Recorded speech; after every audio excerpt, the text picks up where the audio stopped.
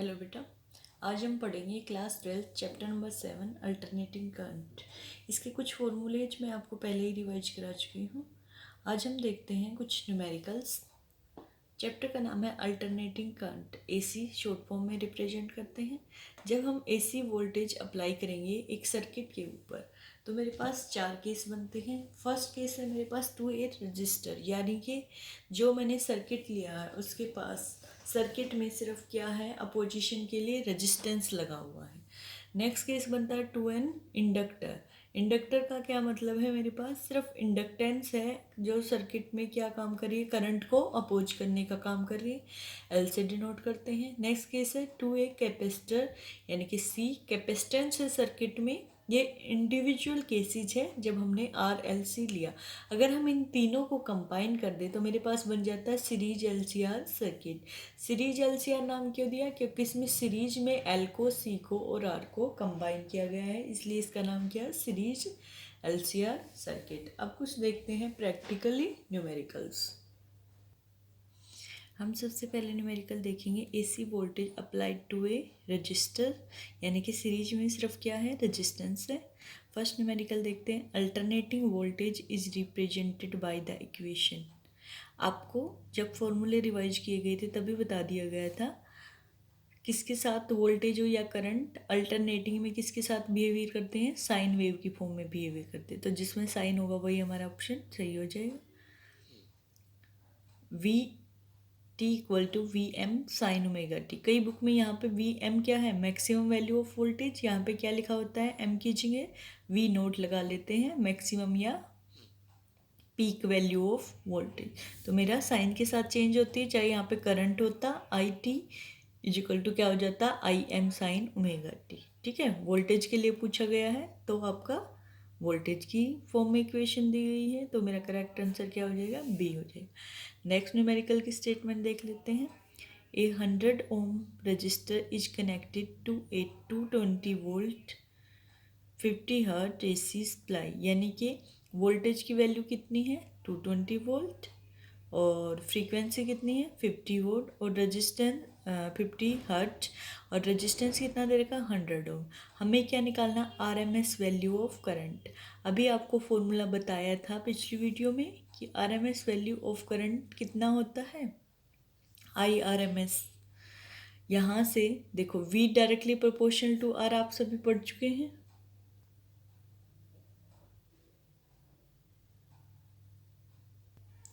देखो बेटा, हमारे पास क्या था, V equal to I R, यहाँ से फॉर्मूला आ गया IRMS equal to VRMS। Simple जो न्यूमेरिकल में वैल्यू दी है, V की वैल्यू दे रखी 220 वोल्ट, R की 100, फ्रीक्वेंसी का कोई यूज नहीं है। हमारे पास सोल्व होके कितना आया, 2.2 एम्पियर। नेक्स्ट क्वेश्चन करते हैं। नेक्स्ट क्वेश्चन है बेटा, the peak voltage of an AC supply is 440 volt. Peak यानी कि मैक्सिमम वैल्यू आपको वोल्टेज की दे रखी है। Then its RMS voltage is, आपको अभी बताया था फॉर्मूला। RMS का फॉर्मूला क्या होता है, VRMS इक्वल टू क्या बनता है मेरे पास, V पीक वैल्यू या फिर मैक्सिमम वैल्यू बोलूँ अपॉन अंडर द रूट 2। ये 440 दे रखा है मेरे पास। जब हम सोल्व करेंगे तो आ जाएगा मेरे पास यहाँ पे VP कितनी है, 440 अपॉन रूट 2। रूट 2 क्या होता है, 1.414। जब हम सोल्व करेंगे तो मेरे पास आ जाएगा 311.1 वोल्ट। ये आपको वैसे भी याद होनी चाहिए। ठीक है, उसके बाद नेक्स्ट क्वेश्चन है, इन द क्वेश्चन नंबर 3, यानी कि ऊपर वाले क्वेश्चन में ही, the net power consumed over a full cycle is कितनी है। तो देखो बेटा, ऊपर वाले सर्किट में सिर्फ क्या दे रखी है, वोल्टेज दे रखी है। RMS वैल्यू ऑफ वोल्टेज आपको निकालनी थी, तो इसी में आपसे पावर पूछ ली गई है, क्या होगी। देखो बेटा, वो स्टेटमेंट में थोड़ी मिस्टेक है, क्वेश्चन नंबर 3 ना होकर क्वेश्चन नंबर 2 से है। तो देखो 2 में हमारे पास VRMS वैल्यू दे रखी थी 220 वोल्ट, और करंट हमने निकाल दिया था कितना, 2.2 एम्पियर। अब हमें क्या निकालना है, पावर पूछी गई है। पावर के लिए फॉर्मूला क्या होता है, P is equal to V into I. यहाँ पे अल्टरनेटिंग है तो साथ में फेज एंगल भी आ जाएगा, वो मेरे पास क्या होता है कोस फाई। अब देखो सर्किट में सिर्फ रेजिस्टेंस दे रखा था और इंडक्टेंस या कैपेसिटेंस तो थी नहीं, तो सिर्फ जब सर्किट में क्या होता है मेरे पास ओनली आर हो, ओनली रेजिस्टेंस हो, तो वी और आई में जो फेज रिलेशनशिप होती है वो कैसा होती है, ओम लॉ के अकॉर्डिंग जाती है। यानी कि क्या होता है मेरा वी डायरेक्टली प्रोपोर्शनल टू आई, एक स्ट्रेट लाइन। तो यहाँ पे मेरे पास फाई की वैल्यू कितनी हो जाती है 0 डिग्री, एंगल कितना बनता है 0। जब मैं कोस फाई को 0 पुट करूँगी तो मेरे पास कोस फाई यानी कि कोस 0 डिग्री कितना होता है, कोस 0 1 होता है बेटा, आप सभी को पता होना चाहिए 1 होता है। तो मेरे पास पावर कितनी आ जाएगी, यहाँ पे वी और आई सिंपल ना लिख के हम क्या लिखेंगे, V R M S into क्या आ गया मेरे पास आई आर एम एस। जब भी हम एसी साइकिल की बात करते हैं उसमें हमें कोई भी वैल्यू निकालते हैं तो हम मैक्सिमम वैल्यू ना लेके या पूरी एवरेज वैल्यू ना लेके, एवरेज क्यों नहीं लेते, क्योंकि 0 हो जाती है, इसलिए हम रूट मीन स्केयर वैल्यू ही प्रेफर करते हैं। हर न्यूमेरिकल में यही लिखना है आपको, एवरेज तो 0 हो जाएगी। वी आर एम एस आपको कितना दिया हुआ था स्टेटमेंट में 220 वोल्ट, और आई करंट हमने अभी ऊपर निकाला था कितना है 2.2 एम्पियर। कितना आ गया मेरे पास 2.2 एम्पियर। सोल्व करेंगे और कोस फाई की वैल्यू यहाँ पे कितनी है हमने लिख दी 1 है, तो यहाँ पे हम देखो कोस फाई भी लिख देते हैं, तो मेरे पास वैल्यू कितनी होगी 1। जब मैं सोल्व करूँगी तो मेरे पास आंसर आ जाएगा 484। ये पॉइंट 0 से कैंसिल हो जाएगा। उसके बाद पावर की यूनिट क्या होती है बेटा, वॉट। आसान था निकालना। तो बेटा हमने देख लिया हमारा आंसर कितना आया 484 वोल्ट। यहाँ पे क्वेश्चन नंबर 3 की जगह कितना हो जाएगा 2 दिया हुआ है, ठीक है। ऊपर हमारे पास क्वेश्चन नंबर 2 था जिसमें 220 वोल्टेज दे रखी थी और आंसर हमारा कितना आया था 2.2 एम्पियर। एम्पियर था, मिली एम्पियर नहीं था, तो ऑप्शन नंबर सी राइट हो जाएगा। हमने इस दोनों की वैल्यू पुट की, मल्टीप्लाई किया, पावर क्या होती है current into voltage. Phase angle मेरे पास कितना था बेटा 0 डिग्री, इसलिए कैलकुलेट होके कोस फाई की वैल्यू कितनी आई 1, कैलकुलेट होके मेरे पास क्या आया 484 वोल्ट। नेक्स्ट न्यूमेरिकल करते हैं। नेक्स्ट क्वेश्चन बेटा मोस्ट इम्पोर्टेंट है, थियोरटिकल क्वेश्चन है आपका। The phase relationship between current end voltage in a pure resistive circuit is best represented by. बहुत ही इम्पोर्टेंट क्वेश्चन है आपका। ये तीनों ही क्वेश्चन इंपॉर्टेंट बनते हैं, phase relationship between current end voltage, चाहे वो रेजिस्टेंस के केस में हो या फिर आपके तीनों कंबाइन केस हो या फिर आपका रिएक्टेंस यानी कि और फिर कैपेसिटेंस और इंडक्टेंस अलग अलग दी गई हो। तो अब की बार किस में पूछा है, रिएक्टेंस यानी कि रेजिस्टेंस के केस में। तो देखो बेटा ग्राफ दे रखा, आपको बताना फेज रिलेशनशिप क्या होगी। ओनली आर, और जब आर और ओनली आर हो तो हमारे पास फेज रिलेशनशिप क्या है, ओमला वाला फॉलो करता है, स्ट्रेट लाइन जाता है ग्राफ, यानी कि फेज रिलेशनशिप अभी आपको बताया था फाई कितना हो जाता है 0 हो जाता है। अब हम तो एसी पढ़ रहे हैं तो एसी ही फॉर्म में ग्राफ को देखेंगे। तो देखो बेटा पहले वाले में ये वोल्टेज का ग्राफ है, डॉटेड लाइन करंट का, क्या दोनों का एंगल सेम है, नहीं, अलग अलग एंगल से स्टार्ट हो रही है, यानी कि कुछ ना कुछ फेज एंगल आ जाएगा, फेज डिफरेंस आ जाएगा मेरा, तो ये तो गलत हो जाएगा। नेक्स्ट देखते हैं इसमें भी आई ऊपर से यहाँ से शुरू हो रहा है, वी यहाँ से, क्या दोनों का स्टार्टिंग पॉइंट सेम है, नहीं, तो दोनों में फेज डिफरेंस आ जाएगा, ये भी नहीं है, फेज डिफरेंस तो कितना होना चाहिए 0 होना चाहिए। नेक्स्ट देखते हैं बेटा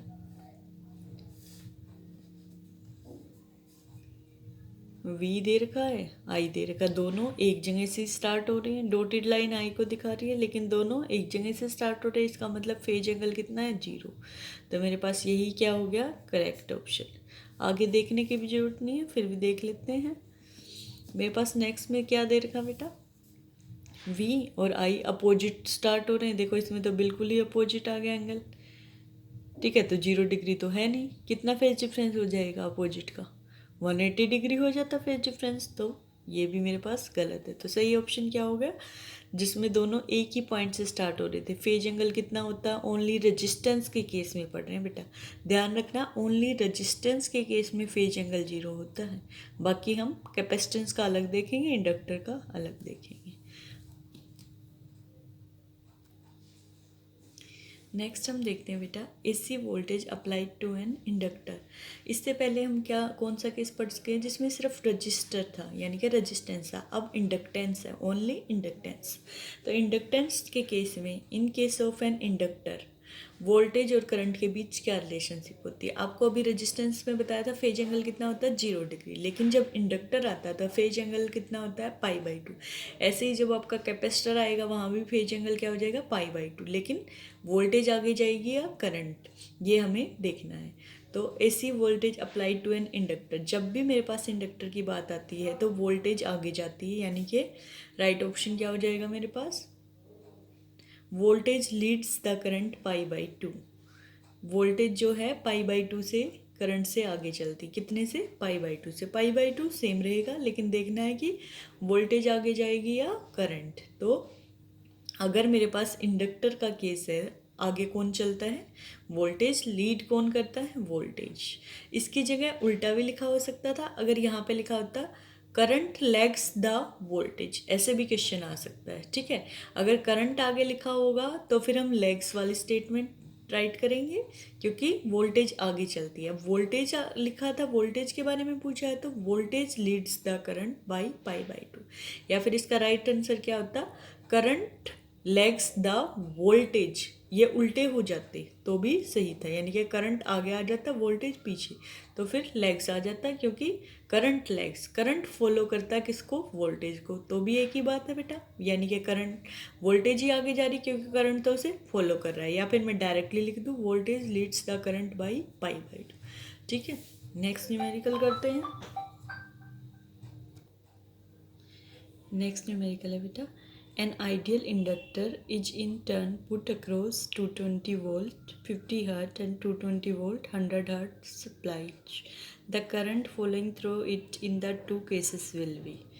देखो बेटा, पहला केस है जिसमें वोल्टेज कितनी 220 और फ्रीक्वेंसी कितनी 50 हर्ट। नेक्स्ट में वोल्टेज सेम है 220, लेकिन फ्रीक्वेंसी कितनी 100 हर्ट, और करंट पूछ लिया आपसे, दोनों केसेस में सेम होगा, डिफरेंट होगा, 0 होगा या इनफाइनाइट होगा। अब आपको एक फॉर्मूला पता होना चाहिए, आई इज इक्वल टू क्या होता है मेरे पास, I directly proportional to V होता है। यहाँ पे आई क्या हो जाएगा, सोल्व करके दिखा देते हैं। देखो बेटा, इंडक्टेंस का केस है, तो वैसे तो मेरे पास आपको पता है आई क्या होता था आपके पास, V/R होता था। अब की बार इंडक्टेंस है तो हो जाएगा V/XL। ये फॉर्मूला आपको याद रखना है। जो ओम ला है या खाली रेजिस्टेंस वाले केस में क्या होता है, I इक्वल टू V/R। अब हो जाएगा I इक्वल टू V/XL। किस केस में, जब मेरे पास इंडक्टेंस के केस में हम पढ़ रहे हैं। क्या पढ़ रहे हैं हम, इंडक्टर के केस में पढ़ रहे हैं। तो यहाँ से I इक्वल टू V/XL का फॉर्मूला होता है बेटा ω/L। ओमेगा आपको सबको पता है 2πν, तो मेरे पास क्या आ गया 2πν/L। इस फॉर्मूले से हम क्लियरली देख सकते हैं I इनवर्सली प्रोपोर्शनल टू 1/ν, और डायरेक्टली प्रोपोर्शनल टू क्या है, V तो आपका दोनों का क्या है, सेम है, तो V पे तो डिपेंड करेगा नहीं करंट, V तो क्या है, दोनों में सेम है। किस पे डिपेंड करेगा, फ्रीक्वेंसी पे। तो पहले केस में क्या हो जाएगा, I directly proportional to 1/ν1। Second में क्या हो जाएगा, डायरेक्टली प्रोपोर्शनल टू 1/ν2। फ्रीक्वेंसी एक में कितनी दी थी, फर्स्ट केस में 50 हर्ट थी, सेकंड केस में थी 100 हर्ट। तो क्या दोनों में करंट की वैल्यू सेम आएगी, नहीं। तो आंसर क्या हो जाएगा कि करंट की वैल्यू मेरे पास कैसी रहेगी, डिफरेंट रहेगी, ठीक है। तो यही मेरे पास क्या हो जाएगा, राइट आंसर। तो मेरा राइट आंसर कौन सा हो गया बेटा, डिफरेंट होगी, यानी कि फ्रीक्वेंसी डिफरेंट है और फ्रीक्वेंसी पे डिपेंड कर रहा है, तो वैल्यू कैसी होगी, डिफरेंट। नेक्स्ट न्यूमेरिकल देख लेते हैं। Which of the following graph represents the correct variation of inductive reactance XL with frequency new. अभी आपको फॉर्मूला बताया था, एक्सएल क्या होता है, ओमेगा एल। ओमेगा की वैल्यू पुट करेंगे 2 पाई न्यू एल, यानी कि एक्सएल किसके डायरेक्टली, यहाँ से अगर मैं लिखूँ कि मेरा एक्सएल क्या हो जाएगा 2 पाई न्यू एल, यहाँ से मैं लिख सकती हूँ XL directly proportional to nu. Directly proportional है तो ग्राफ कैसा आएगा, स्ट्रेट लाइन आएगा, जीरो से स्टार्ट होगा, ठीक है। तो XL directly proportional to nu straight line ऐसे आ जाएगा। तो मेरा ऑप्शन नंबर बी करेक्ट हो गया बेटा। नेक्स्ट हम न्यूमेरिकल देख लेते हैं बेटा। AC voltage applied to a capacitor. पहले हमने रेजिस्टेंस पे पढ़े थे, फिर इंडक्टेंस पे पढ़े थे, अब तो हम कैपेसिटर पे पढ़ लेते हैं। तो स्टेटमेंट है, in a pure capacitive circuit if the frequency of AC source is doubled then its capacitive reactance will be. Capacitive reactance कैसी होगी बेटा, देख लेते हैं। कैपेसिटिव रिएक्टेंस होती है मेरे पास एक्स सी, ये होती है 1/ओमेगा सी, ठीक है। इससे पहले आपने एक्सएल पढ़ा था, एक्सएल क्या होता है मेरा, ओमेगा एल, ठीक है। ये दोनों फॉर्मूले आपको याद होने चाहिए। ये इंडक्टर के केस में होता है एक्सएल ओमेगा एल, और एक्सी इक्वल टू 1/ओमेगा सी, ये कैपेसिटर के केस में। और ओमेगा वही आपका दोनों में क्या रहेगा, 2 पाई न्यू सेम रहेगा। वैल्यू पुट करते मेरे पास क्या आएगा, 1/2 पाई न्यू सी। यहाँ से मैं कह सकती हूँ एक्स सी मेरी इन्वर्सली प्रोपोर्शनल है 1/न्यू। तो ये भी आपको याद रखना है, एक्स सी क्या होता है, इन्वर्सली प्रोपोर्शनल टू 1/न्यू, और एक्स एल मेरा क्या होता है, डायरेक्टली प्रोपोर्शनल टू न्यू। आपको याद रखना है, इंडक्टेंस के केस में फ्रीक्वेंसी डायरेक्टली प्रोपोर्शनल होती है, और इसके केस में फ्रीक्वेंसी इन्वर्सली प्रोपोर्शनल होती है। कैपेसिटर का केस पढ़ रहे हैं, 1/न्यू, यानी कि फ्रीक्वेंसी और कैपेसिटर में ग्राफ पूछ लिया जाए तो क्या आएगा, इन्वर्सली प्रोपोर्शनल। तो वैल्यू पुट कर देते हैं हम, क्या पूछा गया है हमारे क्वेश्चन में, if frequency of AC is doubled, तो मेरा कैपेसिटिव रिएक्टेंस, इसको हम क्या बोलते हैं, कैपेसिटिव रिएक्टेंस, ठीक है। इस पर क्या फ़र्क पड़ेगा, यानी कि न्यू डैश मेरे पास कितना आ गया, 2 न्यू। अगर मैं इसको 2 कर दूं और यहाँ पे मेरा क्या आ जाएगा, यानी कि X dash C directly proportional to 1/2 nu आ जाएगा। इस बार 2 न्यू का मतलब 1/2 न्यू इसका डबल है, तो मेरे पास क्या ये ऐसे नहीं आ जाएगी, एक्स सी अपॉन 2, यानी कि जो कैपेसिटिव रिएक्टेंस है वो क्या हो जाएगी बेटा, हाफ हो जाएगी। कितनी हो जाएगी, हाफ हो जाएगी। तो बेटा हमें बता दिया कि अगर फ्रीक्वेंसी को डबल कर दें तो कैपेसिटिव रिएक्टेंस क्या हो जाएगी, हाफ हो जाएगी। इन्वर्सली प्रोपोर्शनल है रिलेशन। नेक्स्ट देखते हैं, which of the following graph represents the correct variation of capacitive reactance with frequency. अभी अभी आपको बताया लास्ट न्यूमेरिकल में कि मेरा X C inversely proportional to 1/न्यू होता है। इन्वर्सली प्रोपोर्शनल तो डिक्रीज होगा, अगर मैं कैपेसिटेंस को बढ़ाऊँ तो फ्रीक्वेंसी डिक्रीज हो जाएगी। देखो इस केस में भी इंक्रीज है, ये भी इंक्रीजिंग केस है, ये भी मेरा इंक्रीजिंग केस है, तो डिक्रीजिंग ओनली कौन सा केस है, ये वाला। तो मेरा राइट ऑप्शन क्या हो जाएगा, और इन्वर्सली प्रोपोर्शनल का ग्राफ भी ऐसे ही आता है, तो आप यहाँ से याद रख लेंगे। नेक्स्ट न्यूमेरिकल करते हैं बेटा, phase difference between voltage and current in a capacitor in an AC circuit. आपको बताया था कि जो वोल्टेज और करंट के बीच में फेज डिफरेंस होता है, या तो कैपेसिटर हो या इंडक्टर हो, कितना होता है हमेशा, π/2। तो दोनों में ही फेज डिफरेंस कितना होता है, π/2। अगर रेजिस्टेंस होता तो कितना हो जाता, 0। अब यहाँ तो इतना ही पूछ लिया गया कि फेज डिफरेंस दोनों के बीच कितना है, आपने लगा दिया π/2।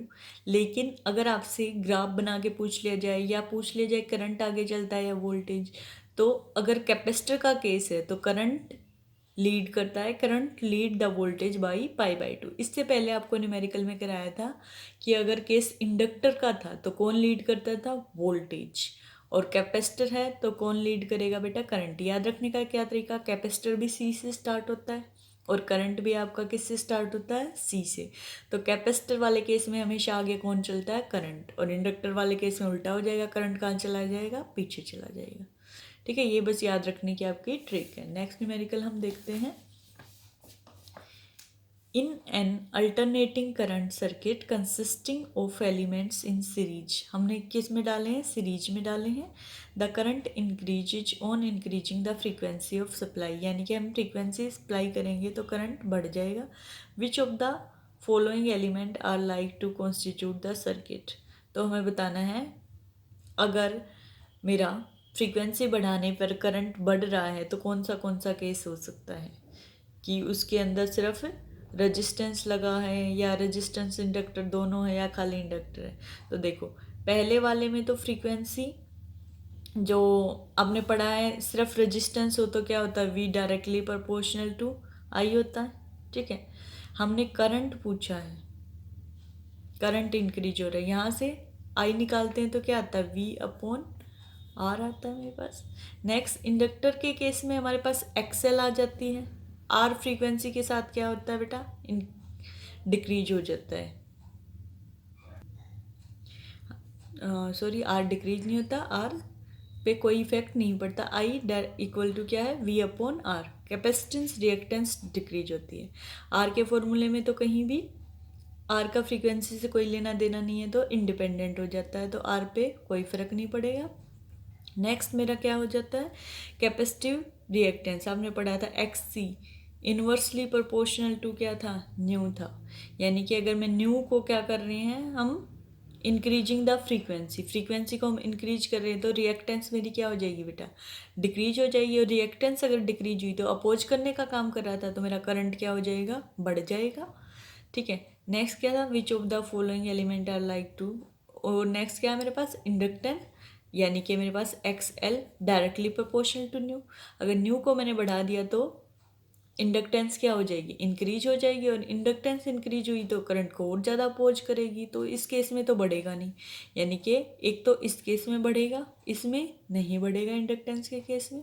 बचा क्या, रेजिस्टेंस। अब रेजिस्टेंस पे इंडिपेंडेंट है तो करंट बढ़ भी सकता है, करंट घट भी सकता है। और क्वेश्चन में क्या दे रखा है, करंट इंक्रीज हो रहा है ऑलरेडी। ठीक है, तो फ्रीक्वेंसी का आर पे कोई फर्क नहीं पड़ेगा और करंट मेरा इंक्रीज हो रहा है, तो करेक्ट ऑप्शन मेरा पास क्या हो जाएगा, सी हो जाएगा। यानी कि मेरा रेजिस्टेंस, यानी कि रजिस्टर और कैपेसिटर दोनों केस में क्या हो जाएगा, करंट इंक्रीज हो सकता है।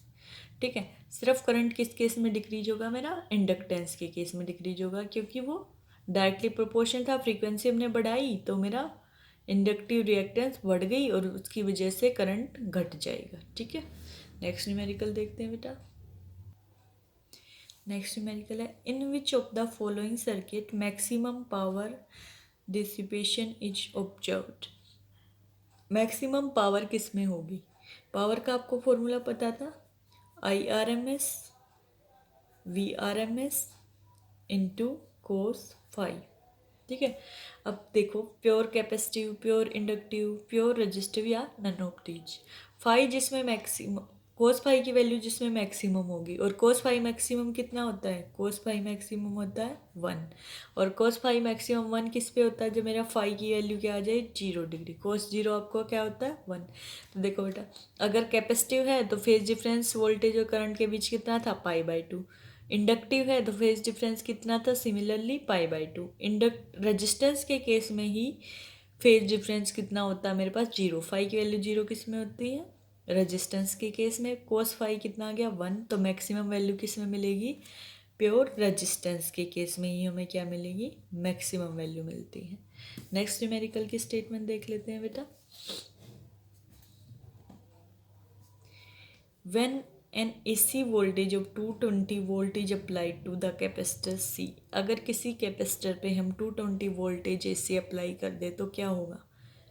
ऑप्शन देख लेते हैं, maximum voltage between plate, current is in phase. अच्छा, कैपेसिटर का केस है तो करंट फेज में हो ही नहीं सकता, π/2 आगे चलेगा कैपेसिटर के केस में, ये ऑप्शन नेग्लेक्ट हो गया। नेक्स्ट क्या, the charge on the plate is not in phase with the applied voltage. और एक क्या है, power delivered to the capacitor per cycle is 0। तो देखो बेटा, first maximum voltage between plate is 220 volt. नहीं, ये तो हो ही नहीं सकता कि 220 वोल्ट ही हमने दी और 220 वोल्ट ही मैक्सिमम रही। ठीक है। Current is in phase with the applied voltage, हमने कितना बताया, π/2 का डिफरेंस था, ये भी कैंसिल हो गया। नेक्स्ट है charge on the plate is not in phase with the applied voltage. Charge हमेशा अप्लाइड वोल्टेज से क्या होता है, फेज में रहता है, यानी कि जहाँ वोल्टेज जाएगी वैसे ही चार्ज का बिहेवियर, तो ये भी गलत हो गया। नेक्स्ट क्या, power delivered to the capacitor per cycle is 0। एक तो ऐसे आंसर लगा सकते हैं कि ऊपर वाले तीनों गलत हो गए, तो ऑप्शन कौन सा सही है, लास्ट सही है। दूसरा फॉर्मूलेशन निकाल के दिखा देंगे। अभी हमने पढ़ा कोस फाई, फॉर्मूला क्या था पावर का, P = IRMS VRMS into cos phi, ये फॉर्मूला था। अब हमने कैपेसिटर का केस पढ़ा। कैपेसिटर के केस में फाई कितना आता है, π/2 करंट आगे चलता है, यानी कि मेरा फेज डिफरेंस कितना है बेटा, π/2 है। अब π/2 फेज डिफरेंस है, तो यहाँ पे कोस π/2 जब मैं पुट करूँगी, कोस 90 डिग्री कितना होता है, π/2 90 ही तो होता है, कोस 90 कितना, 0। 0 को किसी भी सर्किट किसी भी वैल्यू से मल्टीप्लाई करें तो आंसर कितना आता है, 0, यानी कि मेरे पास पावर कितनी आ गई, 0। तो यहाँ से भी मेरे पास करेक्ट आंसर क्या होगा, power delivered to the circuit यानी कि to the capacitor per cycle is 0। तो पावर क्या हो जाएगी, 0। ये हमने फॉर्मूले से भी निकाल लिया। नेक्स्ट न्यूमेरिकल देखते हैं। नेक्स्ट न्यूमेरिकल करते हैं बेटा, the line that draw power supply to your house from street, जो आपकी गली में तार बिछे होते हैं वहाँ से पावर कितनी होती है, 220√2V एवरेज वोल्टेज। देखो 220 वोल्ट अप्लाई, एसी वोल्टेज आपको याद होनी चाहिए। इंडिया में एसी वोल्टेज सप्लाई कितनी होती है, 220 वोल्ट। तो बढ़ेगी तो है नहीं, क्योंकि जो भी हम वायर बिछाते हैं उनके अंदर रेजिस्टेंस होता है कुछ ना कुछ। अगर रेजिस्टेंस की कुछ वैल्यू है तो वो वोल्टेज को डिक्रीज ही करेगा, तो हमें पूरी 220 तो मिलेगी नहीं, उससे कम ही मिलेगी सप्लाई की। तो ये √220 वोल्टेज पूरी भी नहीं मिलेगी, और उससे √2 मल्टीप्लाई हो रहा है, तो मल्टीप्लाई का मतलब इंक्रीज हो रही है, तो ये दोनों गलत होंगे, ना तो इंक्रीज होगी ना सेम होगी, वो डिक्रीज होगी। उसके बाद नेक्स्ट है voltage and current out of phase by π/2। वो तो कैपेसिटर और इंडक्टेंस के केस में ही होता है। हमें तो वहाँ पे जो हमारी लाइन होती है वहाँ पे आपने देखा कैपेसिटर और वो लगा हुआ, इंडक्टेंस नहीं।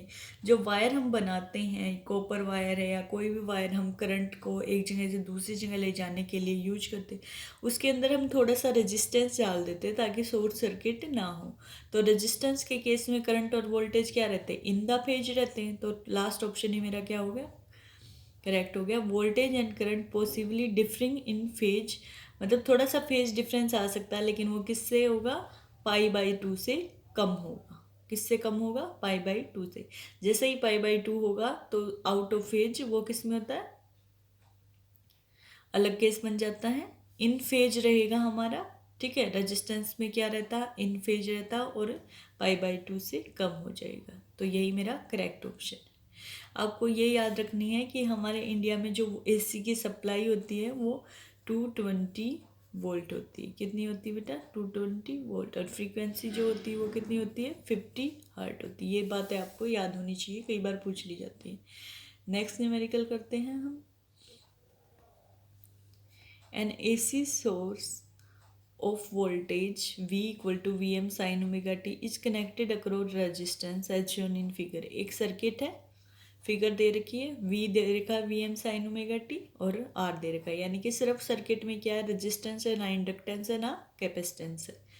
पूछा क्या गया, the phase relation between current end voltage for this circuit बतानी है बेटा।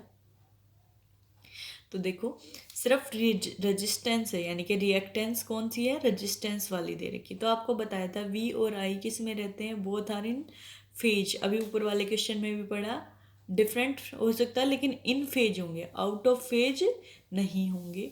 तो और एंगल कितना होता है सिर्फ रेजिस्टेंस के केस में, फाई, बार बार बता चुकी हूँ, कई बार आ चुका है, कितना होता है फाई, 0 डिग्री होता है, 0 डिग्री।